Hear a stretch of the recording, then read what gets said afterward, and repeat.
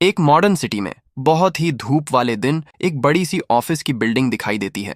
Office के अंदर हम अपने प्रोटैगोनिस्ट को काम करते हुए देखते हैं, जो एक दिन पहले हुई एक अजीब घटना के बारे में सोच रहा है। कीबोर्ड पर ध्यान लगाए हुए वह लड़का याद करने की कोशिश करता है कि पिछली रात क्या हुआ था। फिर उसे याद आता है कि उसके कमरे में अचानक एक ब्लू स्क्रीन दिखाई दी और वह काफी घबरा गया। उस तैरती हुई दुकान की विंडो को देखकर वह हैरान हो जाता है और सोचता है कि क्या उसे सिर्फ वहम हो रहा है। करीब से देखने पर वह एक ट्यूनिक खरीदने की कोशिश करता है, लेकिन उसके पास सिक्के नहीं होने के कारण वह ऐसा नहीं कर पाता। इसके तुरंत बाद उसे 5 सिक्कों में ज़ॉम्बी स्कल्स तोड़ने के लिए एक हथौड़ा मिलता है। यह पिक्चर उसे कई ज़ॉम्बीज की ओर आते हुए दिखाती है, जिससे वह बहुत चिंतित हो जाता है। वापस ऑफिस में वह इन विचारों को नजरअंदाज कर देता है, यह सोचकर कि उसका दिमाग थका हुआ है। अचानक उसका गुस्सैल मैनेजर उसके पास आता है और उसका नाम चिल्लाता है। बॉस उस लड़के के पास आता है और पूछता है कि क्या वह फिर से दिन में सपने देख रहा है। अपनी हथेली टेबल पर पटकते हुए वह उस यंग मैन को ध्यान लगाने के लिए कहता है और पूछता है कि क्या उसने पिछले हफ्ते का काम पूरा कर लिया था। हमारा प्रोटैगोनिस्ट जानता है कि समस्या दूसरी कंपनी के साथ थी, जिसने डॉक्यूमेंट ठीक से तैयार नहीं किए थे। इसके अलावा वह सोचता है कि उसका बॉस डिसेबल है और अब सबके सामने नाटक कर रहा है। जवाब न मिलने से नाराज होकर मैनेजर गुस्से में उस लड़के की ओर घूरता है। फिर वह चिल्लाता है और पूछता है कि क्या एम्प्लॉई उसे ऐसे ही जवाब देता रहेगा। अचानक एक महिला की आवाज मैनेजर को पुकारती है, जिससे उसका भाव तुरंत बदल जाता है। एक खूबसूरत कोवर्कर उसे एक ड्रिंक ऑफर करती है और उसे खुश होने के लिए कहती है। महिला को देखते ही आदमी का गुस्सा एक अजीब सी मुस्कान में बदल जाता है। उसका हाथ पकड़कर वह उसे काम के बाद डिनर पर बुलाता है और अपनी बहस के बारे में पूरी तरह से भूल जाता है। मैनेजर महिला को इम्प्रेस करने की कोशिश करता रहता है और कहता है कि इतना सुंदर दिखकर घर जाना बेकार होगा। एक अजीब सी मुस्कान के साथ वह डिनर के लिए मना कर देती है और कहती है कि आज उसके पहले से ही कुछ प्लान है। वह आदमी मान जाता है और कहता है कि वे किसी और दिन ड्रिंक ले सकते हैं, जबकि महिला विनम्रता से सहमत होती है। जैसे ही बॉस चला जाता है वह राहत की सांस लेती है, खुश होती है कि वह उस अजीब सिचुएशन से बाहर आ गई। यह देखकर हमारा प्रोटैगोनिस्ट उसकी मदद के लिए उसे धन्यवाद देता है और वह हल्की मुस्कान के साथ उसकी ओर मुड़ती है। आसमान की ओर देखते हुए वह लड़का केवल यह सोच सकता है कि वह अब भी घर जाना कितना पसंद करेगा। बाहर वह अपने बॉस पर गुस्सा होता है, ये सोचकर कि अगर उसकी कॉलीग नहीं होती तो वह अभी भी वहीं होता। छत पर स्मोकिंग करते हुए वह इस बात पर दुख जताता है कि वह कंपनी नहीं छोड़ सकता, क्योंकि नई नौकरी ढूंढना मुश्किल होगा। उसे मिली मदद के बारे में सोचते हुए वह बाद में उस महिला को कॉफी खरीदने का फैसला करता है। तभी शा खुद छत पर आती है और उसे वहां अकेला पाती है। हैरान होकर वह पूछता है कि वह वहां क्यों आई है, क्योंकि वह स्मोकिंग भी नहीं करती। वह महिला बताती है कि वह परेशान मैनेजर से कुछ देर बचने के लिए ऊपर आई थी। वह कहती है कि एक क्लाइंट गायब हो गया और अब बॉस सबको परेशान कर रहा है और अभी भी उसे बाहर जाने के लिए कह रहा है। अचानक उसे ठंड लगती है और वह कहती है कि आज का दिन थोड़ा ठंडा है, जिससे वह लड़का हैरान हो जाता है। महिला जोर देकर कहती है कि यह सामान्य नहीं है और वह अपनी साइड पर गूज बम्स दिखाती है, भले ही उसने लॉन्ग स्लीव पहन रखी हो। वह हंसता है और कहता है कि वह ठंड के प्रति ज्यादा सेंसिटिव होगी, लेकिन वह अपना फोन निकालकर अपनी बात साबित करती है। फिर वह उसे एक सोशल मीडिया पोस्ट दिखाती है जिसमें अफ्रीका में बर्फबारी हो रही है। प्रोटैगोनिस्ट इस खबर से हैरान है और सोचता है कि क्या यह सच भी है। वह मानती है कि यह अजीब है और उसी समय उन दोनों के फोन एक चेतावनी के साथ कंपन करने लगते हैं। ये गर्मी के बीच में एक कोल्ड वेव की वार्निंग थी और इसके तुरंत बाद एक और इमरजेंसी इंफॉर्मेशन आती है। वे चेतावनी पढ़ते हैं जो अचानक कोल्ड वेव और टेम्परेचर में तेज गिरावट की वार्निंग देती है। उन दोनों को लगता है कि यह एक गलती होगी, क्योंकि जून में कोल्ड वेव की वार्निंग का कोई मतलब नहीं है। अचानक एक छोटा सा स्नोफ्लेक धीरे से प्रोटैगोनिस्ट के फैले हुए हाथ पर गिरता है। उसकी कॉलीग ठंड के बारे में शिकायत करती है, जबकि वह अपने हाथ में बर्फ को देखता रहता है। पूरी तरह से चौंक कर वे दोनों आसमान की ओर देखते हैं और यह जानकर हैरान होते हैं कि गर्मी के बीच में सच में बर्फबारी हो रही है। रात होते होते एक समय का धूप वाला शहर अब पूरी तरह से बर्फ से ढक गया है। वापस ऑफिस में वह लड़का कुछ गर्म पीता है और सोचता है कि दुनिया आखिरकार पागल हो गई है। और भी ठंडा महसूस करते हुए वह अपना सामान पैक करने और तुरंत घर जाने का फैसला करता है। जब वह लिफ्ट के पास पहुंचता है तो वह देखता है कि पैनल पर 6ठी मंजिल दिखाई दे रही है, इसलिए वह नीचे जाने के लिए इसे बुलाता है। हालांकि लिफ्ट हिलती नहीं है और वह बटन फिर से दबाता है, ये सोचकर कि क्या यह टूट गई है। अचानक बर्फीली हवा का एक झोंका उसे लगता है, जिससे वह खुद को गले लगाता है और ठंड की शिकायत करता है। अपने सिर में स्टेटस विंडो के साथ वह जल्दी से जाने के लिए सीढ़ियां लेने का फैसला करता है। जैसे ही वह सीढ़ियों से नीचे उतरता है, वह ठंड और इस पागल मौसम के बारे में बड़बड़ाता रहता है। अपने फ्लोर के पास पहुंचते ही उसे अपने पीछे लिफ्ट के दरवाजे बंद होने की आवाज सुनाई देती है। मुड़कर वह देखता है कि दरवाजे खुले हैं और सोचता है कि क्या लिफ्ट टूटी हुई नहीं थी। दरवाजे अपने आप खुलते और बंद होते रहते हैं और उसे जगह की खामोशी अजीब लगती है। अचानक सभी लाइटें बंद हो जाती हैं और हॉलवे में अंधेरा छा जाता है, जिससे वह बहुत घबरा जाता है। सिचुएशन को डेंजरस पाकर वह अपना सामान भूलने और वहां से जितनी जल्दी हो सके बाहर निकलने का फैसला करता है। इसके तुरंत बाद उसे ऑफिस के अंदर से धातु के घिसने की एक अजीब आवाज सुनाई देती है। इससे उसे सिहरन होती है और वह तय करता है कि उसे अपना सामान लेकर उस जगह से भागना होगा। वह ध्यान से अंधेरे ऑफिस में अपने सामान लेने और जल्दी से जाने के लिए एंट्री करता है। उस लड़के को खामोशी अजीब लगती है और उसे याद आता है कि जब वह छत पर गया था तब वहां और भी लोग थे। अपनी डेस्क पर पहुंचकर उसे सब कुछ बिखरा हुआ मिलता है और वह सोचता है कि क्या हुआ। वह देखता है कि जगह ऐसे लग रही है जैसे इसे जल्दी में छोड़ दिया गया हो और किसी को पुकारता है। पहले वाली वह अजीब आवाज और ये गड्ढिबड्ढी उसे एक बहुत बुरा एहसास देती है। जितनी जल्दी हो सके वहां से जाने के लिए दृढ़, वह फाइनली घर जाने के लिए अपना बैकपैक पकड़ता है। उसी समय एक व्यक्ति की डरावनी परछाई उसके पीछे की दीवार पर दिखाई देती है। सडन अपीयरेंस से चौंका वह जल्दी से मुड़कर देखता है कि कौन है। मीटिंग रूम की ओर देखते हुए उसे लगता है कि उसके अंदर कुछ है। उसकी ओर चलते हुए वह फर्श पर किसी चीज पर कदम रखता है और उसे एहसास होता है कि यह एक गंदा आईडी बैज है। वह एक कदम पीछे हटता है और क्यूरियोसिटी से फर्श पर आइडेंटिफिकेशन कार्ड को देखता है। जैसे ही वह बैज उठाता है, वह देखता है कि यह एक रेड लिक्विड से ढका हुआ है और उसके एक सहकर्मी का है। उसे जो मिला उससे डरकर वह पीछे की ओर गिर जाता है और सोचता है कि वहां क्या हुआ। डरकर वह बहुत डर से मीटिंग रूम से दूर रेंगने लगता है। उसकी आंखें डर से चौड़ी हो जाती हैं क्योंकि वह कमरे के दरवाजे को ध्यान से देखता है। बहुत सावधानी से वह ब्लिंक से झांकता है और यह देखने की कोशिश करता है कि अंदर क्या हो रहा है। अंधेरे कमरे के अंदर वह केवल लाल आंखों की एक जोड़ी को तेजी से चमकते हुए देख पाता है। अंदर का क्रिएचर फर्श पर झुका हुआ है और किसी चीज को खा रहा है। इस दृश्य से पूरी तरह से भयभीत उसे विश्वास नहीं हो रहा कि वह क्या देख रहा है। वह क्रिएचर अपना सिर उठाता है जिसमें लाल तरल और नुकीले दांत भरे हुए हैं। वह लड़का यह देखकर चौंक जाता है कि वह क्रिएचर उसका एक कन्वर्टेड कोवर्कर है। यह महसूस करते हुए कि उनकी आंखें मिल गई हैं, वह घबरा जाता है और भागने लगता है। वह राक्षस डेस्क के ऊपर से कूदता है और उसका पीछा करता है। हिंसक रूप से प्रोटैगोनिस्ट को फर्श पर गिरा देता है। गिरा हुआ और डरा हुआ उसे विश्वास नहीं हो रहा कि वह एक असली ज़ॉम्बी के आमने सामने है। वह प्राणी उस पर झपटता है लेकिन लड़का बाल बाल उस हमले से बच जाता है। सिचुएशन से भयभीत होकर वह सोचता है कि यह किस तरह का डरावना क्रिएचर है। बाहर निकलने का रास्ता खोजते हुए वह चारों ओर देखता है और खुद का बचाव करने के लिए जल्दी से एक कुर्सी पकड़ लेता है। अपनी पूरी ताकत से वह कुर्सी को ऊंचा उठाता है और मॉन्स्टर पर हमला करने की तैयारी करता है। हताशा के एक कार्य में वह एक पावरफुल ब्लो से कुर्सी से ज़ॉम्बी के सिर पर मारता है। इफेक्ट से वह क्रिएचर दूर जा गिरता है और वह लड़का भागने का यह मौका लेता है। अपनी जान बचाने के लिए भागते हुए वह अपने शरीर में एड्रेनलिन और डर महसूस करता है। उसकी निराशा के लिए वह मॉन्स्टर जल्दी से उठ जाता है और भी तेजी से उसका पीछा करना शुरू कर देता है। पास के एक दरवाजे को देखकर वह उसकी ओर भागता है और खुद को क्रिएचर से बचाने के लिए इसे जोर से बंद कर देता है। वह ज़ॉम्बी दरवाजे पर हिंसक रूप से पीटना शुरू कर देता है, उसे तोड़ने की कोशिश करता है। अपने पूरे वजन का यूज करके प्रोटैगोनिस्ट दरवाजे को बंद रखने के लिए स्ट्रगल करता है। दूसरी तरफ से डरावनी आवाजें सुनकर वह डर से पूरी तरह जम जाता है। अचानक शोर बंद हो जाता है और वह ज़ॉम्बी को अंधेरे हॉलवे से धीरे धीरे दूर जाते हुए देखता है। कांपते हाथों से वह दरवाजे को पकड़े रहता है। अभी भी उसे विश्वास नहीं हो रहा कि अभी क्या हुआ।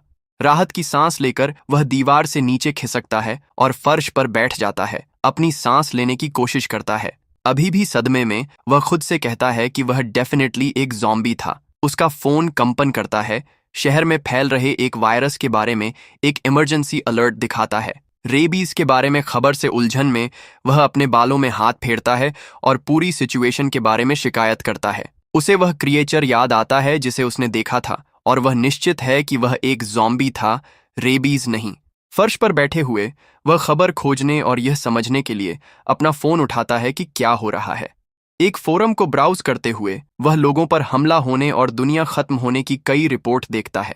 केओस को महसूस करते हुए वह सोचता है कि क्या यह कल की स्टेटस विंडो से रिलेटेड है। वह लड़का विंडो के बारे में जानकारी खोजता है, लेकिन उसे कोई रिजल्ट नहीं मिलता और वह इस विचार को खारिज कर देता है। अचानक उसके फोन की स्क्रीन में खराबी आने लगती है और इमेज पूरी तरह से परिवर्टेड हो जाती है। वह डिवाइस को देखता है, ये नहीं समझता कि उसके फोन की स्क्रीन पर क्या हो रहा है। इसके तुरंत बाद स्क्रीन पर एक मैसेज दिखाई देता है जो उसे नोटिफाई करता है कि कनेक्शन टूट गया है। संचार की कमी से निराश वह सोचता है कि उसे अब क्या करना चाहिए। अपने हाथों को अपने चेहरे पर रखते हुए उसे एहसास होता है कि वह एक बहुत ही मुश्किल स्थिति में है। ठंड से कांपते हुए वह अपने दांतों की कड़कदाहट महसूस करता है और जगह के कम तापमान के बारे में शिकायत करता है। सीढ़ियों पर दुबका हुआ उसे डर है कि ज़ॉम्बीज़ के आने से पहले ही वह जम जाएगा। खड़े होकर वह लड़का फैसला करता है कि उसे एक बचाव दल के आने तक डटे रहना होगा।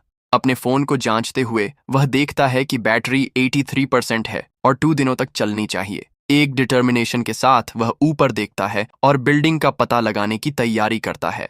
रास्ता रोशन करने के लिए अपने फ़ोन की फ्लैशलाइट का उपयोग करते हुए वह सीढ़ियां चढ़ना शुरू करता है।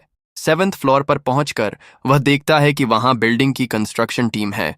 वह खाली मंजिल में एंट्री करता है, कपड़े या मील खोजने की उम्मीद करता है ताकि वह जीवित रह सके। वह दराजों में खोजना शुरू करता है, अपनी सिचुएशन के लिए कुछ यूजफुल खोजने की उम्मीद करता है। एक दराज में उसे एक साफ करीने से मोड़ी हुई ड्रेस शर्ट मिलती है जिसे वह पहन सकता है। अपने कपड़े बदलने के बाद वह बहुत बेहतर और गर्म महसूस करता है ताकि वह खोज जारी रख सके। अब उसका ध्यान मील खोजने पर है, इसलिए वह फ्लोर की अलमारियों को खोजना जारी रखता है। अपने चेहरे पर मुस्कान के साथ वह सप्लाईज से भरा एक बैकपैक पाकर खुश हो जाता है। बैकपैक के अंदर उसे मील, पानी और गर्म रहने के लिए एक कंबल भी मिलता है। वह बैग के अननोन ओनर को इसके लिए थैंक्स कहता है और इसे अपने कंधों पर रखता है। जो भी आगे आता है उसके लिए तैयार है। अपनी सप्लाईज सिक्योर्ड होने के बाद अब उसे खुद का बचाव करने के लिए एक हथियार खोजने की जरूरत है। एक दरवाजे के पास पहुंचकर वह गोल्फ क्लब का एक सेट पाकर हैरान होता है। एक सार्कास्टिक स्माइल के साथ उसे एहसास होता है कि उसके बॉस के गोल्फ क्लब काम आ सकते हैं। वह अपना बैग और क्लब सीढ़ियों पर लटकाता है और रात के गुजरने का इंतजार करने की तैयारी करता है। कंबल में लिपटा हुआ वह सोचता है कि क्या मील 3 दिनों तक चलेगा और क्या बचाव आएगा। खिड़की से बाहर देखते हुए वह बाहर गिर रही बर्फ को देखता है और अपनी सिचुएशन के बारे में चिंतित होता है। सड़कें कारों के फटने और हर जगह ज़ॉम्बीज़ की भीड़ से केओस में हैं। बर्फीला तूफान इतना मजबूत है कि वह जानता है कि एक बचाव हेलीकॉप्टर का आना मुश्किल होगा। चिंतित होकर वह फर्श पर बैठ जाता है और सोचता है कि अगर बचाव आने में 1 हफ्ता लगा तो वह क्या करेगा। ठंड और भी बदतर होती जाती है और वह गर्म रहने की कोशिश करते हुए कंबल में दुबक जाता है। अचानक जो स्टेटस विंडो उसने पहले देखी थी वह उसके सामने फिर से आ जाती है। उसे याद आता है कि शॉप में सर्दियों के कपड़े थे और वह सोचता है कि अब वे बहुत काम आएंगे। शॉप में मौजूद आइटम्स को देखते हुए वह सोचता है कि उसे कॉइन कैसे मिलेंगे। ब्लू स्क्रीन पर कॉन्सेंट्रेट करते हुए वह कॉइन पाने का तरीका जानने की कोशिश करता है ताकि वह उन आइटम्स को खरीद सके। जब उसे कोई भी क्लू नहीं मिलता तो वह अपना सिर झुकाकर इस समस्या का हल सोचने की कोशिश करता है। जैसे जैसे बाहर बर्फ गिर रही होती है वह अपनी रजाई में दुबक जाता है। उसे ठंड और ज्यादा लगने लगती है। अचानक उसे पास आते हुए कदमों की आहट सुनाई देती है और वह इसका कारण जानने के लिए तुरंत उठ जाता है। आवाज इमरजेंसी एग्जिट डोर से आ रही होती है, इसलिए वह किसी भी पोटेंशियल अटैक के लिए तैयार हो जाता है। धीरे धीरे शोर तेज होता जाता है और उसे एहसास होता है कि कोई दरवाजा खोलने की कोशिश कर रहा है।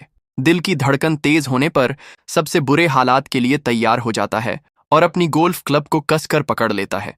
वह रजाई को फेंक देता है और खुद को हमले के लिए तैयार कर लेता है, यह सोचकर कि यह कोई दूसरा मॉन्स्टर है। दरवाजे का हैंडल धीरे धीरे घूमने लगता है जिससे पता चलता है कि दरवाजा किसी भी पल खुलने वाला है। दोनों हाथों से क्लब को पकड़े हुए वह इसे अपने सिर के ऊपर उठाता है और हमला करने के लिए तैयार हो जाता है।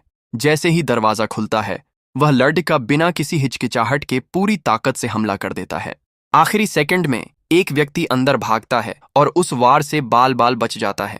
बिना सोचे समझे वह फिर से हमला करने के लिए तैयार हो जाता है। गोल्फ क्लब उसके हाथ में होती है। वह आदमी अपनी बाहों से अपना बचाव करता है और उसे हमला रोकने के लिए बेताबी से चिल्लाता है। हैरान होकर वह उस व्यक्ति को एक कोलीग के रूप में पहचानता है और धीरे धीरे अपने हथियार को नीचे कर लेता है। उसे याद आता है कि यह सेल्स टीम का वह परेशान करने वाला लाइडडीएच का था और वह बहुत निराश महसूस करता है। वह आदमी बताता है कि जब उसने बाहर से दरवाजे पर नॉक सुनी तो वह ब्रेक रूम में था। वह खुद को चालाक बताते हुए दरवाजे को अंदर से बंद करने की बात पर डींग मारता है ताकि वह खुद को सुरक्षित रख सके। प्रोटैगनिस्ट कहता है कि उसने दरवाजा खोला और भागा, जिससे उसके कॉलीग को लगता है कि यह आसान था। कहानी की परवाह किए बिना वह आदमी उसका ध्यान अपनी तरफ खींचता है और अपनी हाथ की तरफ इशारा करता है। फिर वह आदमी पूछता है कि क्या उसके पास कुछ खाने के लिए है, क्योंकि वह बहुत भूखा है, और वह हैरान हो जाता है। हमारा प्रोटैगनिस्ट ये सोचते हुए कि वह अपनी इमरजेंसी सप्लाई शेयर नहीं कर सकता, खाने से इनकार करता है। वह सिर्फ पानी देने का फैसला करता है और वह व्यक्ति उसे अजीब तरह से देखते हुए उसका थैंक्स कहता है। अचानक कॉलीग हमारे हीरो की कलाई पकड़ लेता है और बोतल को बहुत कसकर पकड़ लेता है। बेताब होकर वह पूछता है कि क्या वह वाकई में निश्चित है कि खाने के लिए और कुछ नहीं है। उस अजीब रिएक्शन को देखकर उसको एहसास होता है कि उसके साथी के साथ कुछ बहुत गलत है। बोतल भरते हुए वह सोचता है कि उस आदमी का व्यवहार कितना अनसेटलिंग है। वह देखता है कि जगह में बहुत ज्यादा ठंड होने के बावजूद वह आदमी बहुत ज्यादा पसीना बहा रहा है। अचानक वह आदमी एक मॉन्स्टर में बदल जाता है और प्रोटैगनिस्ट पर अचानक हमला करने के लिए झपटता है। वह क्रीचर उसे पकड़ लेता है और उसे जमीन पर वायलेंटली फेंक देता है, जिससे वह एक डेंजरस सिचुएशन में आ जाता है। एक स्विफ्ट मूव में वह अपने हाथ में पकड़ी हुई मेटल की बोतल से ज़ॉम्बी के चेहरे पर वार करने में कामयाब हो जाता है। इस मौके का फायदा उठाकर वह गोल्फ क्लब पकड़ लेता है और उस क्रीचर को हमेशा के लिए खत्म करने के लिए तैयार हो जाता है। अपनी पूरी ताकत से वह लड़का मॉन्स्टर के सिर पर एक पावरफुल ब्लो मारता है, जिससे वह जमीन पर गिर जाता है। जमीन पर और घायल होने के बावजूद वह ज़ॉम्बी एक डरावने तरीके से और ज्यादा बरहता और सिकुड़ता रहता है। यह देखकर कि वह क्रीचर अभी भी हिल रहा है, वह एक और डिसाइसिव स्ट्राइक के लिए क्लब को कसकर पकड़ता है। बचने के लिए दृढ़ प्रोटैगनिस्ट बिना किसी दया के मॉन्स्टर पर कई बार हमला करता है। हमला ब्रूटल होता है और वह तब तक हमला करता रहता है जब तक कि उसे यह यकीन नहीं हो जाता कि खतरा पूरी तरह से बेअसर हो गया है। वह जमीन पर पड़े ज़ॉम्बी पर हमला करना बंद नहीं करता, यह सुनिश्चित करता है कि वह फिर से नहीं उठेगा। आखिरी वार के बाद आखिरकार रुकता है और अपने भयानक कार्यों के परिणाम को देखता है। पूरी तरह से थका हुआ और सदमे में वह उस इंटेंस फाइट के बाद अपनी सांस लेने की कोशिश करता है। स्टेटस विंडो उसके सामने आती है, जिससे पता चलता है कि उसने लड़ाई से एक कॉइन कमाया है। कनेक्शन को देखते हुए वह शॉप खोलता है और देखता है कि अब उसके इन्वेंट्री में एक कॉइन है। आइटम्स को देखते हुए उसे आखिरकार समझ आता है कि कॉइन कमाने के लिए उसे ज़ॉम्बी को खत्म करना होगा।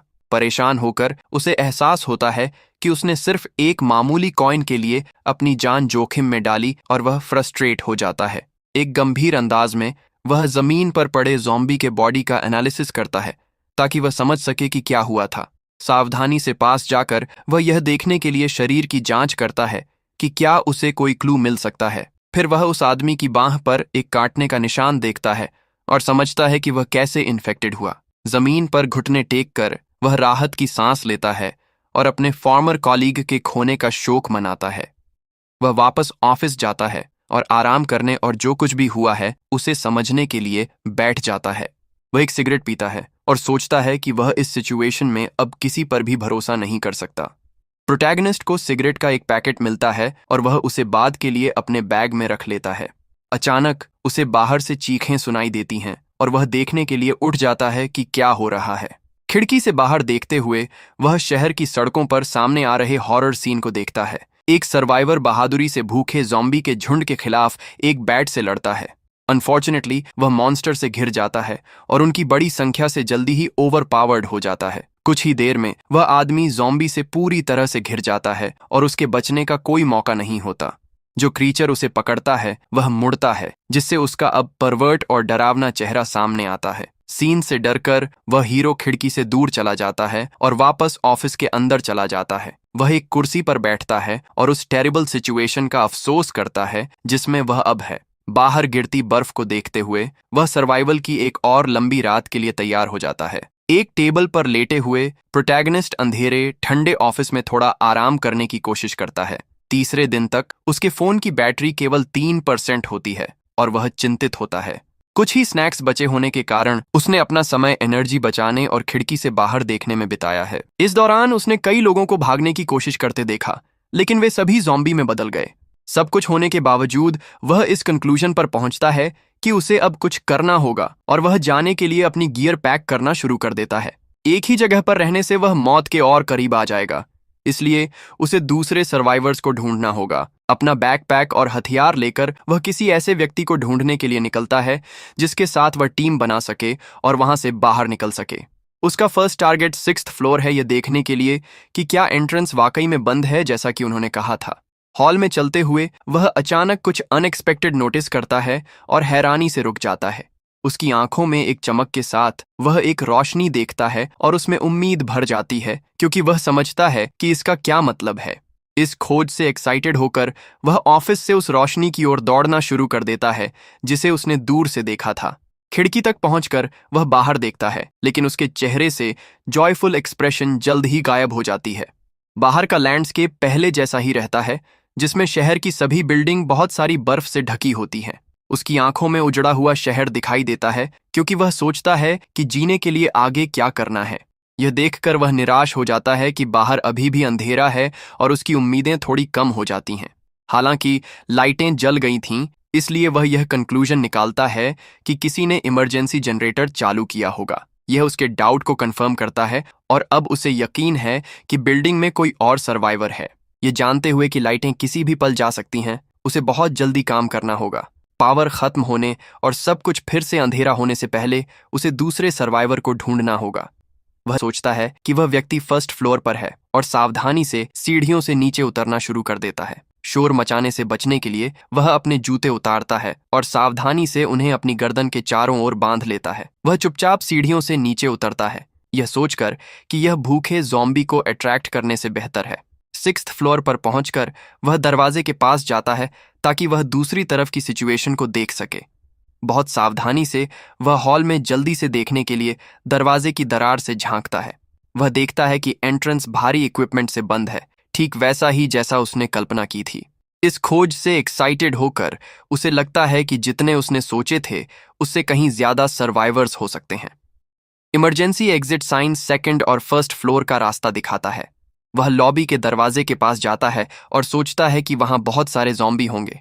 एक गहरी सांस लेते हुए वह धीरे धीरे दरवाजे के हैंडल को घुमाता है और यह जानने के लिए तैयार होता है कि उसे क्या मिलेगा। दरवाजे के गैप से झांकते हुए उसे उम्मीद होती है कि दूसरी तरफ कोई क्रीचर नहीं होगा। अनफॉर्चुनेटली लॉबी पूरी तरह से ज़ॉम्बी से भरी हुई है और सिचुएशन बहुत खतरनाक है। क्रीचर हर जगह हैं और उसे एहसास होता है कि बिल्डिंग से बाहर निकलना एक इम्पॉसिबल टास्क होगा। उनकी संख्या से हैरान होकर वह 1st फ्लोर पर ज़ॉम्बी के पूरे झुंड को घूमते हुए देखता है। रिलीव्ड होकर वह दरवाज़ा बंद करता है और महसूस करता है कि बाहर के ज़ॉम्बी अभी तक अंदर नहीं आ पाए हैं। वह उन क्रीचर्स को कांच के दरवाजे पर बैंग करते हुए सुनता है और डरता है कि वह किसी भी पल टूट सकता है। बर्बाद करने के लिए कोई समय न होने पर वह जितना हो सके उतनी जल्दी दूसरे सर्वाइवर को ढूंढने के लिए हॉल में दौड़ता है। मैनेजमेंट ऑफिस तक पहुंचकर उसे दरवाजा खुला मिलता है और वह सावधानी से अंदर जाता है। अंदर उसे एक जमा हुआ आदमी मिलता है और वह उसे बिल्डिंग के सिक्योरिटी गार्ड के रूप में पहचानता है।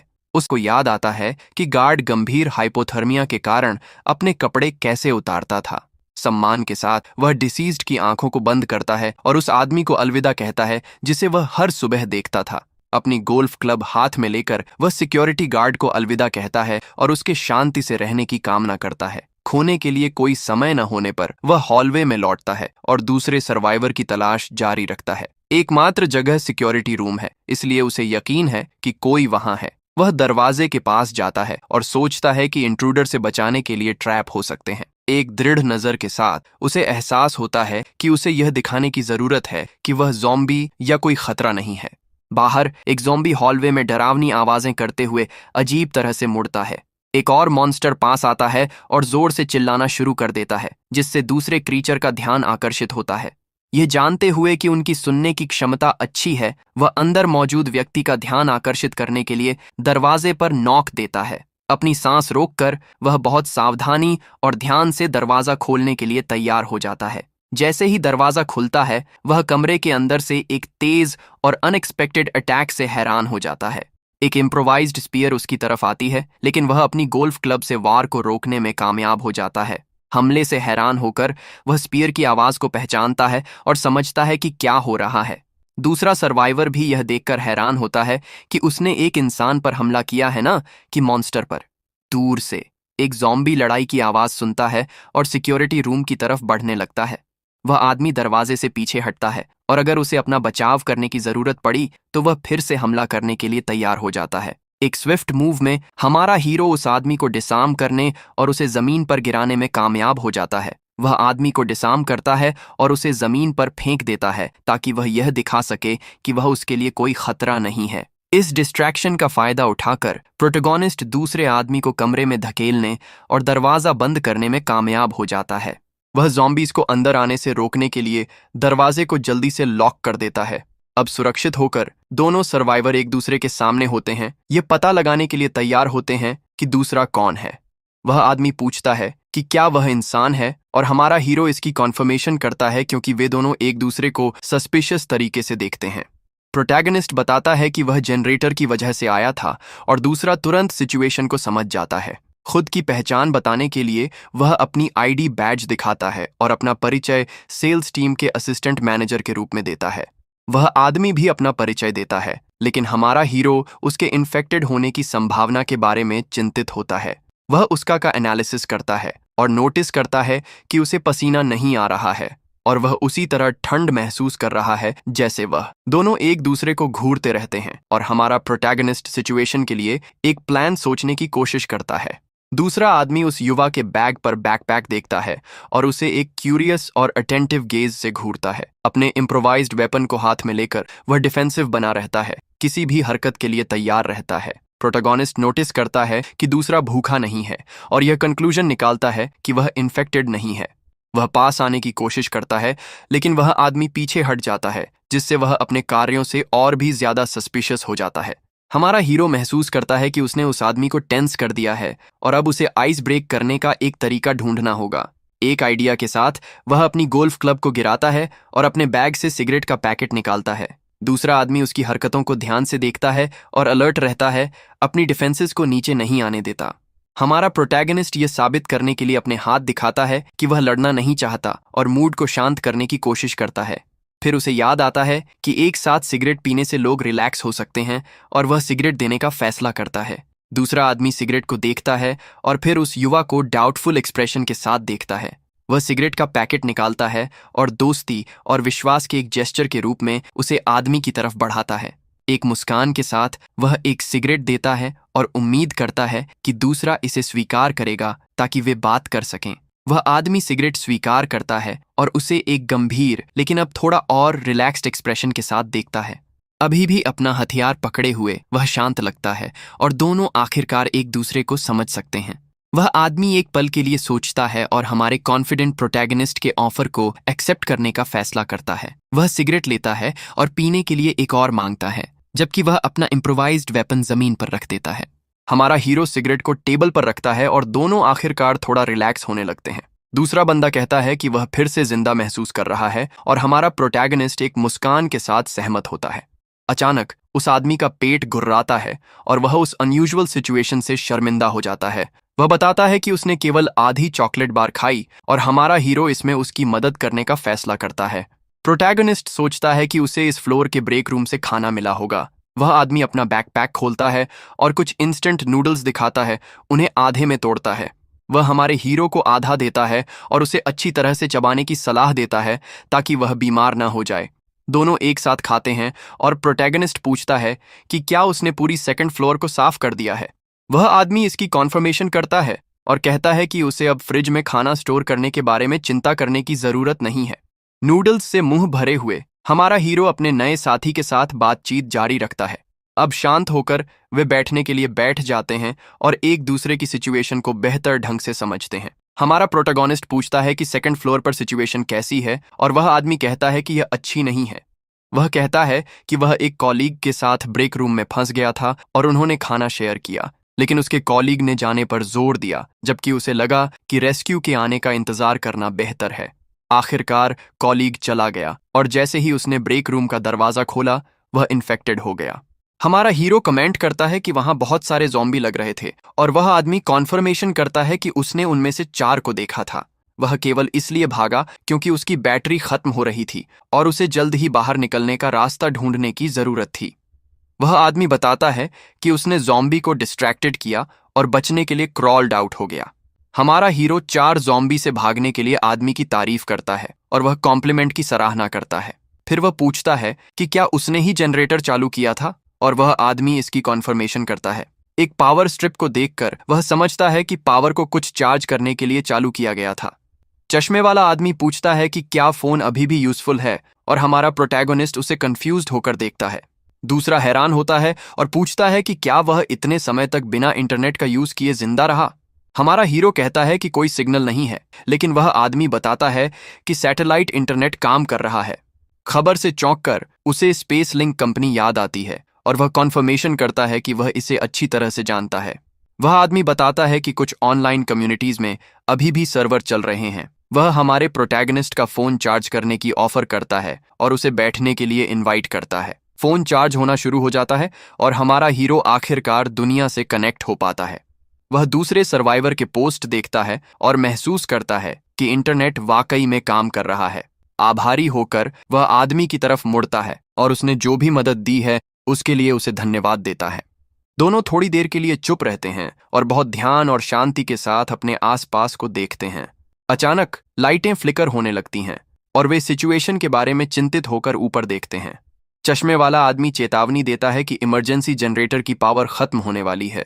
फिर वह पूछता है कि हमारा प्रोटैगनिस्ट आगे क्या करने की योजना बना रहा है और उसे गंभीरता से देखता है। वह आदमी कहता है कि वह वहीं रहने वाला है और हमारे हीरो को एहसास होता है कि वह उसे छोड़कर जाना चाहता है। वह समझता है कि वह दूसरे के लिए एक बोझ है जो सिर्फ खुद की रक्षा करना और खाना बचाना चाहता है।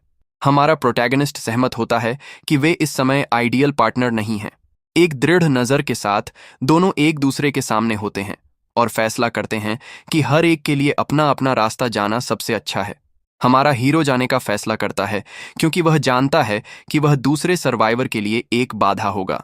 चश्मे वाला आदमी इस फैसले को समझता है और दोनों सर्वाइवर्स के अलग होने पर सहमत होता है। जाने से पहले वह आदमी अपने बैकपैक से कुछ निकालता है और हमारे प्रोटैगनिस्ट की तरफ मुड़ता है। वह उसको फेयरवेल गिफ्ट के रूप में एक फ्लैशलाइट और एक पोर्टेबल चार्जर देता है। हैरान और आभारी हमारा हीरो उन आइटम्स को स्वीकार करता है, यह जानते हुए कि वे बहुत यूजफुल होंगे। बदले में वह एक लाइटर देता है और वह आदमी उस अनएक्सपेक्टेड गिफ्ट के लिए उसे धन्यवाद देता है। दोनों एक दूसरे को अलविदा कहते हैं और हमारा प्रोटैगनिस्ट अकेले अपने रास्ते पर जाने के लिए तैयार हो जाता है। एक मुस्कान के साथ वह मुड़ता है और एक दोस्ताना जेस्चर के साथ दूसरे सर्वाइवर को अलविदा कहता है। वह आदमी उसे गुड लक कहता है और दोनों इस उम्मीद के साथ अलग हो जाते हैं कि वे फिर से मिलेंगे। हमारा हीरो अलविदा कहता है और उम्मीद करता है कि वे फ्यूचर में फिर से जिंदा और ठीक मिलेंगे। वह जल्दी से निकलने की कोशिश करता है, इससे पहले कि फिर से लाइट चली जाए और पूरी बिल्डिंग में अंधेरा छा जाए। लॉबी के दरवाजे पर देखते हुए वह देखता है कि ज़ॉम्बी अभी भी अंदर आने की कोशिश कर रहे हैं। हाथ में अपनी गोल्फ क्लब लिए वह अकेले ही बिल्डिंग के बाकी हिस्सों को एक्सप्लोर करने की तैयारी करता है। वह सीढ़ियों से नीचे जाता है और कंपनी कार को लेने और भागने के लिए बेसमेंट में जाने का फैसला करता है। पार्किंग में बहुत सारी कारें हैं और उसे लगता है कि वह उनमें से किसी एक का इस्तेमाल भागने के लिए कर सकता है। हालांकि वह सोचता है कि क्या अभी जाना सबसे अच्छा फैसला है या एक जल्दबाजी का फैसला। फिलहाल वह वापस ऊपर जाने और भागने की कोशिश करने से पहले और जानकारी इकट्ठा करने का फैसला करता है। वह सीढ़ियां चढ़ता है और एक्सप्लोर करने और बाहर निकलने का एक सुरक्षित रास्ता खोजने का फैसला करता है। अचानक लाइट चली जाती है और हॉलवे में फिर से पूरा अंधेरा छा जाता है। वह जल्दी से अपनी फ्लैशलाइट निकालता है जो उसे मिली थी और अंधेरे में अपनी यात्रा जारी रखने की तैयारी करता है। हाथ में फ्लैशलाइट लिए वह अंधेरी हॉलवे को रोशन करता है और सीढ़ियों पर चढ़ने के लिए तैयार होता है। वह धीरे धीरे और सावधानी से आगे बढ़ता है, यह जानते हुए कि ज़ॉम्बी किसी दूसरी जगह चले गए होंगे। सीढ़ियों से ऊपर जाते हुए वह बहुत ध्यान और सावधानी के साथ चौथी और 5वीं मंजिल को पार करता है। जैसे ही फ्लैशलाइट उसका रास्ता रोशन करती है, उसे ऊपर से एक अजीब आवाज सुनाई देती है। और वह रुक जाता है। उसे पता चलता है कि टॉप फ्लोर पर कोई है और उसके ज़ॉम्बी होने की संभावना ज्यादा है। हाथ में गोल्फ क्लब लिए वह ऊपर जो भी है उसका सामना करने की तैयारी करता है। जिंदा रहने के लिए दृढ़, वह आगे बढ़ने और अपने रास्ते में आने वाली किसी भी बाधा को तोड़ने का फैसला करता है। वह अपना बैग और फ्लैशलाइट फर्श पर रख देता है ताकि वह ज्यादा आजादी और तेजी से लड़ सके। अचानक एक ज़ोंबी सीढ़ियों के ऊपर दिखाई देता है और धीरे धीरे उसकी ओर नीचे आने लगता है। राहत के साथ वह देखता है कि मॉन्स्टर ने उसकी ओर अपनी पीठ की हुई है और वह बिना किसी का ध्यान खींचे निकल सकता है। चुपचाप वह सीढ़ियां चढ़ता है और बिना देखे क्रिएचर के पास से निकलने का मौका लेता है। हालांकि ज़ॉम्बी घूम जाता है और एक तेज और अचानक वार करके उस पर हमला करता है। क्रिएचर उस पर जबरदस्त हमला करता है, लेकिन वह अपनी गोल्फ क्लब से वार से खुद का बचाव करने में कामयाब हो जाता है। अचानक हुए हमले से चौंककर वह वापस लड़ने और अपने जीवन के लिए लड़ने की तैयारी करता है। ज़ॉम्बी उस पर छलांग लगाता है, लेकिन हमारा हीरो उसे क्लब से मारता है, जिससे वह हवा में उड़ जाता है। एक सीधे वार के साथ वह अपनी फुल स्ट्रेंथ और डिटर्मिनेशन के साथ मॉन्स्टर के सिर पर वार करता है। इम्पैक्ट से मॉन्स्टर दीवार पर एक तेज और भयानक आवाज के साथ जा गिरता है। ज़ॉम्बी दर्द में चिल्लाता है, लेकिन हमारा प्रोटैगनिस्ट रुकता नहीं है और आखिरी वार की तैयारी करता है। एक वॉर की दहाड़ के साथ वह एक और पावरफुल और डिसाइसिव ब्लो के साथ मॉन्स्टर पर हमला करता है। ज़ॉम्बी फर्श पर गिर जाता है और हमारा हीरो आखिरकार खतरे को बेअसर करने और सांस लेने में कामयाब हो जाता है। फर्श पर ज़ॉम्बी के शरीर के साथ वह आखिरकार राहत की सांस ले सकता है और आराम कर सकता है। दिल की धड़कन तेज होते हुए वह सोचता है कि क्या लड़ाई आखिरकार खत्म हो गई है और क्या वह सुरक्षित है। अनफॉर्चुनेटली उसके लिए ज़ॉम्बी फिर से हिलने लगता है और उसे पता चलता है कि यह अभी खत्म नहीं हुआ है। वह उसे आखिरकार खत्म करने के लिए अपनी फुल फोर्स से मॉन्स्टर पर एक और बार अटैक करता है। अटैक के बाद स्टेटस विंडो दिखाई देती है और लड़ाई जीतने के लिए उसे एक और कॉइन मिलता है। ब्लू स्क्रीन टूट जाती है और उसे पता चलता है कि गोल्फ क्लब का सिर भी टूट गया है। वह टूटे हुए हिस्से को उठाता है और इसे रखने का फैसला करता है, क्योंकि यह किसी और सिचुएशन में यूजफुल हो सकता है। हाथ में फ्लैश लाइट लिए वह बॉडी की जांच करता है और सोचता है कि वह ज़ॉम्बी कहाँ से आया था। वह छत के दरवाजे की जांच करता है और देखता है कि यह बंद है, इसलिए मॉन्स्टर कहीं और से आया होगा। चिंतित होकर उसे पता चलता है कि 7th फ्लोर अब रहने के लिए एक सुरक्षित जगह नहीं हो सकती है। वह ऑफिस में लौटता है और जांच करता है कि क्या यह जगह अभी भी सुरक्षित है और किसी भी रिस्क से फ्री है। राहत के साथ वह गहरी सांस लेता है और इंटेंस फाइटिंग के बाद थोड़ी देर आराम करने की तैयारी करता है। वह शांत होने के लिए कुछ पानी पीता है और जिस ज़ॉम्बी का उसने अभी सामना किया था उसकी स्पीड के बारे में सोचता है। क्रिएचर एक नॉर्मल ह्यूमन के कंपेयर में बहुत तेज था और हमला करते हुए एक जंगली जानवर जैसा लग रहा था। उसे पता चलता है कि अगर 2 ज़ॉम्बीज होते तो वह खत्म हो गया होता और उसे जल्द ही साथी खोजने की जरूरत है।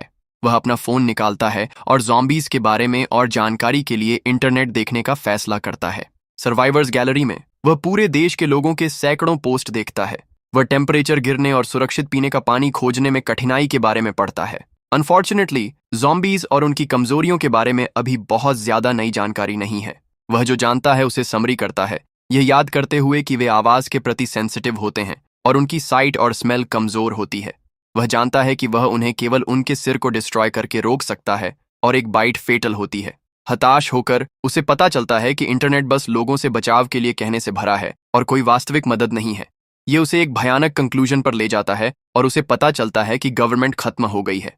तबाह होकर वह समझता है कि उसे बचाने के लिए कोई नहीं आ रहा है और अब वह अकेला है। अचानक उसे छींक आती है और वह ऑफिस में अपने शरीर में ठंड और कमजोरी महसूस करता है। जिंदा रहने के 5वें दिन उसे पता चलता है कि उसे सर्दी लगने वाली है। वह जानता है कि अब बीमार होने का मतलब है अंत और उसे जल्दी से एक समाधान खोजने की जरूरत है। खुद को गर्म करने के लिए वह एक्सरसाइज करना शुरू करता है और अपने शरीर से गर्मी पैदा करता है। उसका पेट भूख से गड़बड़ाता है और वह अपनी एनर्जी को फिर से भरने के लिए एक चॉकलेट बार खाने का फैसला करता है। वह पूरी बार खा लेता है क्योंकि वह जानता है कि उसे ठंड से बचने के लिए कैलोरीज की जरूरत है।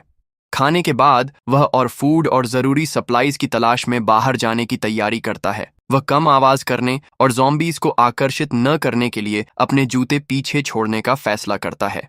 उसे याद है कि डेवलपमेंट टीम के ब्रेक रूम में अभी भी खाना है। समस्या ये है कि ज़ॉम्बी कॉलीग के पास बैकपैक है और चारों ओर और भी राक्षस हैं। वह छिप जाता है और भूखे ज़ॉम्बीज से भरे अंधेरे ऑफिस को देखता है। वह देखता है कि ज़ॉम्बी कॉलीग अभी भी बैकपैक लिए ऑफिस में घूम रहा है। हमारा हीरो जानता है कि एकमात्र रास्ता ज़ॉम्बीज को एक एक करके खत्म करना और बैकपैक लेना है। वह राक्षसों को चलते हुए देखता है और बिना किसी का ध्यान खींचे हमला करने की स्ट्रैटेजी बनाता है। पहला ज़ॉम्बी दरवाजे के पास है और वह मॉन्स्टर पर अचानक हमला करने की तैयारी करता है। वह सावधानी से पास आता है और अंधेरे ऑफिस में पहले मुकाबले के लिए तैयार होता है। वह ज़ॉम्बीज को गिनता है और उसे पता चलता है कि एक और कहीं ऑफिस में है। कंफ्यूज्ड होकर वह सोचता है कि आखिरी ज़ॉम्बी कहाँ है और क्या वह ट्रांसफॉर्म नहीं हुआ है। उसे लड़ने के लिए टूल की जरूरत है, लेकिन वह जानता है कि पास में एक अननोन ज़ॉम्बी है। फ्लैशलाइट के साथ वह दरवाजे की खिड़की से झांकता है और देखता है कि ब्रेक रूम खाली है। वह किसी भी मॉन्स्टर के अचानक हमले के लिए तैयार होकर सावधानी से एंट्री करता है। कमरा अंधेरा है और वह सप्लाईज और टूल की तलाश के लिए फ्लैशलाइट का यूज करता है। एक मुस्कान के साथ वह देखता है कि सप्लाईज अभी भी वहीं हैं और वह जो चाहे ले सकता है। अचानक उसे कदमों की आवाज सुनाई देती है और वह जल्दी से छिप जाता है ताकि उसे कोई देख ना पाए। एक दृढ़ नजर के साथ वह अपनी प्लान को अमल में लाने और ज़ॉम्बीज को लुभाने की तैयारी करता है। वह आवाज करने और दूसरी तरफ के क्रीचर का ध्यान खींचने के लिए एक कप का यूज करता है। कप फर्श पर गिरता है और आवाज एक ज़ॉम्बी को आकर्षित करती है जो सोर्स की जांच करने के लिए पास आता है। क्रीचर और करीब आता है और हमारा हीरो मॉन्स्टर पर अचानक हमला करने की तैयारी करता है। ज़ॉम्बी कमरे में एंटर करता है और हमारा प्रोटैगनिस्ट एक तेज और सटीक वार के साथ उस पर हमला करता है। वह मॉन्स्टर के सिर पर जोर से वार करता है और उसके रिस्पॉन्स करने से पहले उसे बेअसर कर देता है। एक मुस्कान के साथ वह अपनी जीत का जश्न मनाता है और अपने प्लेन के अगले कदम की तैयारी करता है। अचानक उसे और ज़ॉम्बी के पास आने की आवाज सुनाई देती है और वह उन्हें दरवाजे को तोड़ने की कोशिश करते हुए देखता है। क्रिएचर दरवाजे पर हिंसक रूप से हमला करते हैं और हमारे हीरो को भागने के लिए तेजी से काम करने की जरूरत है। वह शीशे में देखता है और दूसरी तरफ ज़ॉम्बी के खूनी हाथ के निशान देखता है। वह दरवाजे को बंद कर देता है और जश्न मनाता है कि उसकी प्लान बिल्कुल वैसी ही काम कर गई जैसी उसने कल्पना की थी। मुंह में फ्लैशलाइट लिए वह अपनी जीत का जश्न मनाता है और अगले ज़ॉम्बी के लिए तैयारी करता है। अचानक एक ज़ॉम्बी उसे पैर से पकड़ लेता है और जबरदस्त ताकत के साथ उसे जमीन पर खींच लेता है। क्रिएचर उसे कसकर पकड़े रखता है और हमारे हीरो को पता चलता है कि वह फिर से मुसीबत में है। मॉन्स्टर उसे काटने के लिए अपना मुंह खोलता है, लेकिन वह समय पर खुद का बचाव करने में कामयाब हो जाता है। वह अपनी फ्लैशलाइट ज़ॉम्बी के मुंह में डाल देता है ताकि वह उसकी बांह को काट ना सके। फ्लैशलाइट के साथ मॉन्स्टर का मुंह खुला रखने से उसे योजना बनाने के लिए कुछ समय मिल जाता है। क्रिएचर फ्लैशलाइट को काटने की कोशिश करता है लेकिन नहीं कर पाता और हमारा हीरो वापस लड़ने की तैयारी करता है। वह फ्लैशलाइट को हवा में उछालता है और ज़ॉम्बी के चेहरे पर एक पावरफुल पंच मारता है। अटैक क्रीचर को हवा में भेज देता है और वह अगले हमले के लिए तैयार हो जाता है। हाथ में गोल्फ क्लब लिए वह एक मजबूत और सटीक वार के साथ ज़ॉम्बी को खत्म कर देता है। अदर मॉन्स्टर का सामना करने की तैयारी करते हुए उसकी आंखें दृढ़ता से चमकती हैं। वह रुकता नहीं है और अंधेरे ऑफिस में जिंदा रहने के लिए जबरदस्त लड़ाई जारी रखता है। लड़ाई के बाद वह आराम करता है और गहन और थका देने वाले मुकाबले से ठीक होने की कोशिश करता है। थककर वह अपने बालों में हाथ फेरता है और उसे पता चलता है कि अभी और ज़ॉम्बीज का सामना करना बाकी है। वह शीशे में देखता है और दूसरी तरफ ज़ॉम्बीज के खूनी हाथ के निशान देखता है। दो और ज़ॉम्बी का सामना करने के लिए वह लड़ाई के अगले राउंड के लिए तैयारी करता है। वह अपनी फ्लैशलाइट उठाता है और मॉन्स्टर को एक बार में खत्म करने के लिए तैयार हो जाता है। मुंह में फ्लैशलाइट लिए उसे इससे पहले कि और ज़ॉम्बी आएं, लड़ाई खत्म करने की जरूरत है। वह आखिरी दो ज़ॉम्बी को कमरे में लुभाता है और आखिरी शोडाउन के लिए तैयारी करता है। दोनों मॉन्स्टर कमरे में एंटर करते हैं और वह एक ही समय में दोनों से लड़ने के लिए तैयार हो जाता है।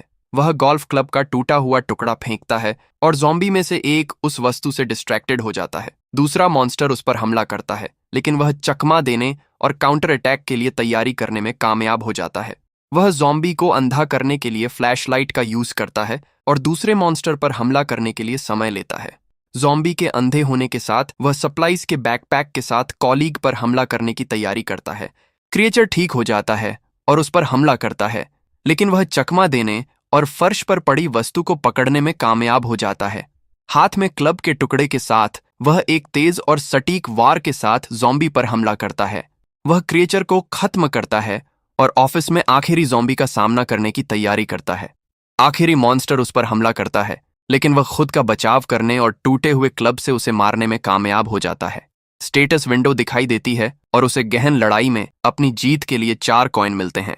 वह ज़ॉम्बी कॉलीग से बैकपैक लेता है और देखता है कि यह सप्लाईज से काफी भारी है।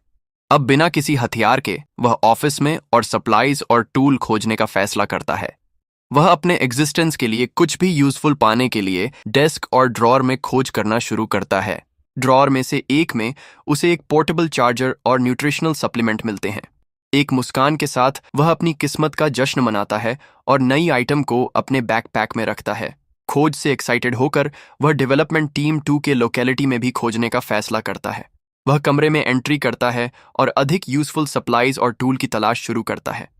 वह कुछ चीजें खोजने में कामयाब हो जाता है जो उसे आगे बढ़ने में मदद करेंगी। रिजल्ट से खुश होकर वह एक चार्जर और कई सप्लीमेंट खोजने में कामयाब हो जाता है। एक भरे हुए बैकपैक और हाथ में फ्लैशलाइट के साथ वह अपनी अगली ट्रैवल के लिए तैयारी करता है। वह ऑफिस से होकर चलता है और अब उसका गोल बिल्डिंग के दूसरे हिस्से को एक्सप्लोर करना है।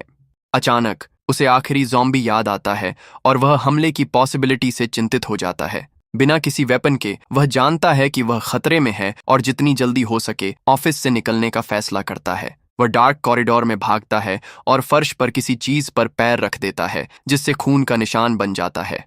अपने हाथों में बैकपैक लेकर वह आखिरकार शांत होने में कामयाब होता है और उस इलाके में राहत की सांस लेता है। वह इस सोच पर हंसता है कि बाहर की कैओटिक सिचुएशन के बावजूद वह ऑफिस में सेफ फील कर रहा है। थका हुआ वह बैकपैक को गले लगाता है और इतने तनाव के बाद थोड़ा आराम करता है। वह यह देखने का फैसला करता है कि वह बैकपैक में क्या क्या इकट्ठा करने में कामयाब रहा और अपनी चीजों को व्यवस्थित करने की तैयारी करता है। बैकपैक के अंदर उसे चिप्स, चॉकलेट पाई, कुकी और इंस्टेंट नूडल मिलते हैं। एक बड़ी मुस्कान के साथ वह अपनी किस्मत का जश्न मनाता है और इतना सारा खाना ढूंढने के लिए थैंकफुल है। इन सप्लाई के साथ वह जानता है कि अगर उसके पास पीने का पानी है तो वह 1 महीने तक जीवित रह सकता है। जैसे जैसे एड्रेनालाइन कम होता है उसे ठंड लगने लगती है और वह अंधेरे ठंडे ऑफिस में कांपने लगता है। उसके गीले पैर सिचुएशन को और भी बदतर बना देते हैं और वह थोड़ा गर्म होने के लिए खुद को धोने का फैसला करता है। वह बर्फीले पानी से अपने पैर धोता है और अपने शरीर में महसूस होने वाली भीषण ठंड के बारे में शिकायत करता है। अचानक वह अपने पैर पर एक घाव देखता है और इन्फेक्शन की पॉसिबिलिटी के बारे में चिंतित हो जाता है। हैरान होकर वह सोचता है कि क्या उसे पहले की भीषण लड़ाई के दौरान किसी ज़ॉम्बी ने खरोंच दिया था। उसे याद आता है कि उसे काटा नहीं गया था और वह सिचुएशन में घबराने से बचने के लिए शांत होने की कोशिश करता है। अपने फोन को हाथ में लेकर वह इन्फेक्शन और खरोंच उसे ज़ॉम्बी में बदल सकती है या नहीं, इस पर रिसर्च करता है। उसे एक और सर्वाइवर की एक पोस्ट मिलती है जिसे खरोंच लगी थी और वह नहीं बदला था। राहत महसूस करते हुए वह पढ़ता है कि केवल काटने से ही लोग भूखे ज़ॉम्बी बन सकते हैं। इस जानकारी से वह आखिरकार आराम कर सकता है और अगले दिन के लिए तैयारी कर सकता है। वह इन्फेक्टेड नहीं है, इस बात से खुश होकर वह खबर का जश्न मनाता है और बहुत अधिक राहत महसूस करता है। हालांकि अब समस्या ठंड है और उसे गर्म होने का एक तरीका खोजने की जरूरत है। वह कंबल को फाड़ देता है और महसूस करता है कि उसके पैर जम रहे हैं और उसे उन्हें जल्दी से गर्म करने की जरूरत है। अपने सामने स्टेटस विंडो के साथ वह यह देखने के लिए शॉप खोलता है कि क्या उसके लिए कुछ यूजफुल है। वह सर्दियों के कपड़े ढूंढता है और खुद को ठंड से बचाने के लिए कई विकल्प पाता है। शॉप कपड़े, बूट, ग्लव और सर्दियों की हैट प्रदान करता है, जिनमें से प्रत्येक की कीमत 3 कॉइन है। निराश होकर वह शिकायत करता है कि ऑब्जेक्ट अलग अलग और उसी ऊंचे दाम पर बेची जाती हैं। कोई चारा न होने पर वह जगह की भीषण ठंड से अपने पैरों को बचाने के लिए बूट खरीदने का फैसला करता है। बूट उसके सामने दिखाई देते हैं और वह स्टेटस विंडो के मैजिक से हैरान है। वह बूट उठाता है और यह देखने के लिए उन्हें आजमाता है कि क्या वे उसके पैरों में फिट होंगे। बूट पूरी तरह से फिट होते हैं और उसे पता चलता है कि आइटम उसके लिए कस्टमाइज्ड हैं। हालांकि वह जानता है कि केवल बूट से ठंड ठीक नहीं होगी और उसे कुछ और चाहिए। वह शॉप में और ऑप्शन तलाशता है, लेकिन उसे कुछ भी ऐसा नहीं मिलता जो इस सिचुएशन में उसकी मदद कर सके। एक दृढ़ निश्चय के साथ वह कुछ ऐसा ढूंढना जारी रखता है जो उसकी समस्या का समाधान कर सके। अचानक उसे शॉप में एक मिस्टीरियस ऑब्जेक्ट मिलती है और वह यह देखने के लिए उसे खरीदने का फैसला करता है कि वह क्या है। वह परचेज बटन दबाता है और नई आइटम खरीदने के लिए अपने एक कॉइन को खर्च करता है। स्वेट पैंट का एक जोड़ा उसके सामने दिखाई देता है और वह अनएक्सपेक्ट खरीद से कंफ्यूज है। हालांकि वह पैंट से एक हीट पैच का यूज करता है और थोड़ा और जीवित और गर्म महसूस करता है। अपने पैरों को गर्म और थोड़ा और आरामदायक महसूस करते हुए वह अगली चुनौती के लिए तैयार हो जाता है। वह कीमत के बारे में शिकायत करता है, लेकिन जानता है कि हीट पैच उसके अस्तित्व के लिए जरूरी है। पैच को अपने पैरों पर लगाकर उसे तुरंत राहत मिलती है और वह थोड़ा गर्म होने में कामयाब हो जाता है। खिड़की के पास बैठा वह बर्फबारी देखता है और स्ट्रगल के एक और दिन के लिए तैयार होता है। 7वें दिन वह सिंक के पास जाता है और महसूस करता है कि बिल्डिंग में पानी काट दिया गया है। वह सबसे बुरे के लिए तैयारी करता है और अपनी बोतलों को उस पानी से भर लेता है जो अभी भी नल में बचा हुआ था। लगभग 2 लीटर पानी के साथ वह जानता है कि उसके पास केवल कुछ और दिनों के लिए ही इनफ है। फर्श पर लेटे हुए वह निराशा में डूब जाता है, यह महसूस करते हुए कि जब वह बेहतर महसूस कर रहा था तभी पानी खत्म हो गया। वह अपना फोन उठाता है और देखता है कि दूसरे लोग भी पानी की कमी की रिपोर्ट कर रहे हैं। एक पोस्ट में एक सर्वाइवर कहता है कि वह पास के सुपरमार्केट की तलाश में जा रहा है। दूसरे लोग पूछते हैं कि क्या वह गया और वह आदमी कॉन्फर्मेशन करता है कि वह रास्ते में है और अगर वह पहुंच गया तो पोस्ट करेगा। वह पोस्ट देखता है और पाता है कि हर दिन नई पब्लिकेशन की संख्या कम हो रही है। एक दुखद नजर के साथ वह कंक्लूजन निकालता है कि ज्यादातर सर्वाइवर शायद बच नहीं पाए हैं। खिड़की से बाहर देखते हुए वह मुश्किल से जीवन के कोई सिग्नल देख पाता है और अधिक से अधिक अकेला महसूस करता है। वह ऑप्टिमिस्टिक रहने की कोशिश करता है और मानता है कि अभी भी दूसरे सर्वाइवर्स बाहर हैं। 8वें दिन वह बाहर गए आदमी की पोस्ट देखता है और पाता है कि कोई जवाब नहीं है। उसकी उम्मीद कम होने के साथ वह महसूस करता है कि वह अब सिर्फ एक चमत्कार की प्रतीक्षा में नहीं बैठ सकता। वह बर्फ से ढके शहर को देखता है और जानता है कि अगर वह जीवित रहना चाहता है तो उसे काम करना होगा। एक दृढ़ निश्चय के साथ वह खड़ा होता है और आगे का रास्ता खोजने के लिए बाहर जाने की तैयारी करता है। लिमिटेड फूड और पानी के साथ वह जानता है कि वह अब और इंतजार नहीं कर सकता और उसे सब कुछ जोखिम में डालना होगा। समस्या यह है कि उसे घूमने और अदर सर्वाइवर की तलाश करने के लिए एक वेपन की जरूरत है। शॉप ज़ॉम्बी को मारने के लिए एक हैमर प्रोवाइड करता है, लेकिन इसकी कीमत 5 कॉइन है। 5 कॉइन के साथ वह गर्म रहने के लिए सर्दियों के कपड़े और एक हीट पैच खरीद सकता था। वह अपने कॉइन खर्च करने से पहले सप्लाई और वेपन के लिए अदर फ्लोर का पता लगाने का फैसला करता है। 4th फ्लोर पर वह एक ऑफिस में एंटर करता है और खुद को इस बात के लिए तैयार करता है कि उसे अंदर क्या मिल सकता है। वह खाली ऑफिस को देखकर कंफ्यूज्ड हो जाता है और सोचता है कि वहां के लोगों का क्या हुआ।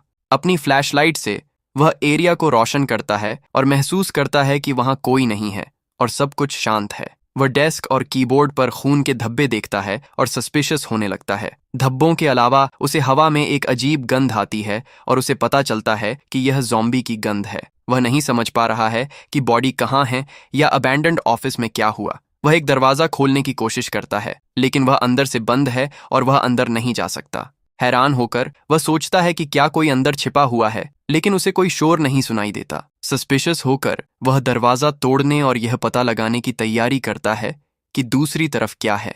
अपने गोल्फ क्लब से वह डोर नॉब पर जोर से वार करता है और ताला तोड़ने में कामयाब हो जाता है। वह कहता है कि वह अंदर आ रहा है और अंदर जो कुछ भी है उसका सामना करने के लिए तैयार हो जाता है।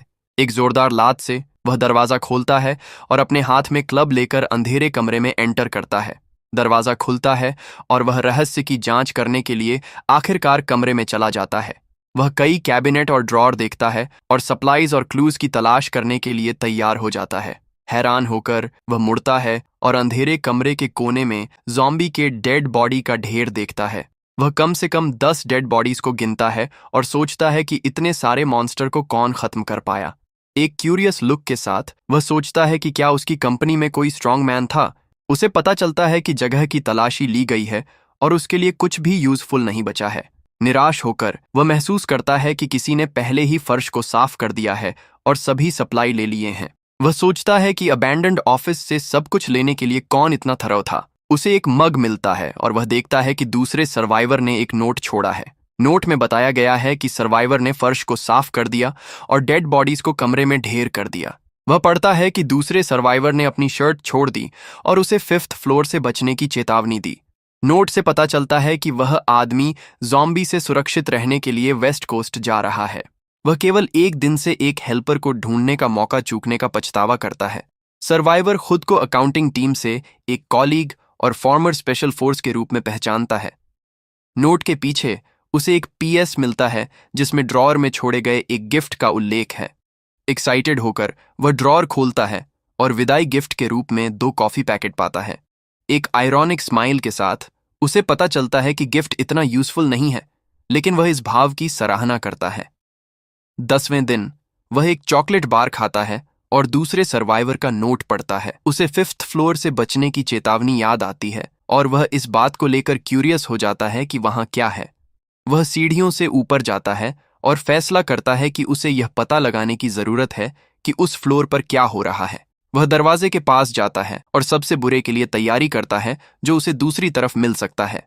तनाव बढ़ता है और वह ज़ॉम्बी से भरी बिल्डिंग में एक और टकराव के लिए तैयार हो जाता है। वह सोचता है कि 5th फ्लोर खतरनाक क्यों है, क्योंकि यह प्रेसिडेंट का ऑफिस है। वह पेपर फेंक देता है और अभी के लिए दूसरे सर्वाइवर की चेतावनी पर भरोसा करने का फैसला करता है। उसने पिछले दिन से जीवन के कोई सिग्नल नहीं देखे हैं और वह तेजी से अकेला महसूस कर रहा है। अचानक सड़क पार वाली बिल्डिंग में एक रोशनी चमकती है और उसे एहसास होता है कि यह एक सिग्नल हो सकता है। वह खिड़की की तरफ भागता है और दूसरी बिल्डिंग में किसी को उसे लाइट सिग्नल भेजते हुए देखता है। एक आशा भरी मुस्कान के साथ उसे एहसास होता है कि आखिरकार उसे एक और सर्वाइवर मिल गया है। वह दूसरी बिल्डिंग में मौजूद व्यक्ति को देखता है, लेकिन समझ नहीं पाता कि वे क्या कहने की कोशिश कर रहे हैं। कंफ्यूज्ड वह दूसरे सर्वाइवर के साथ कम्युनिकेट करने की कोशिश करता है, लेकिन दूरी एक समस्या है। वह अपने फोन का यूज करके उस मैसेज को पढ़ने की कोशिश करता है जो वह व्यक्ति उसे भेजने की कोशिश कर रहा है। कैमरा झूम की मदद से वह नोट को पढ़ पाता है और दूसरी तरफ से आए मैसेज को समझ जाता है। नोट में लिखा है कि 6th और 7th फ्लोर पर लोग हैं और वह उन्हें ज्वाइन करने के लिए इनवाइट करता है। एक्साइटेड होकर वह और सर्वाइवर्स को ढूंढने का जश्न मनाता है और वहां जाने की तैयारी करता है।